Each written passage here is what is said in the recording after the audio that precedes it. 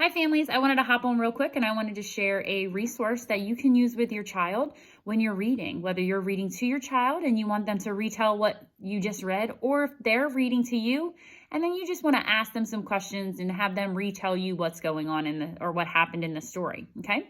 So it is called our retelling rope. It looks like this is a sheet. And I have a cute little one that we had, it was hanging up in my classroom for us to use, okay? And it looks like this, and every picture stands for something, okay? So let's go through that a little bit real quick. There's a house, and that stands for the setting. Where does the story take place, okay? You can be very specific or broad. The characters.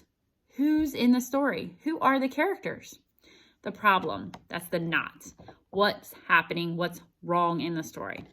Then what happens in the beginning, the middle, and the end of the story. And then how is that problem solved? What's the solution? Okay, this just gives kids a visual so that way they can remember it and you don't hear the characters, you know, everything, and say, oh, the story took place at the mall. Oh, Bob and Chandler were the characters and the problem was they were lost. And then you can go through the bits and pieces and the security officer helped them find their way back. So, you know, just a visual for them to help, okay? Again, I'm going to post this on Dojo, a video of it or a picture of it. So that way, if you want to print it off and cut the pictures out and make a cute little rope like I did for your student, that's perfectly fine. They'd love it.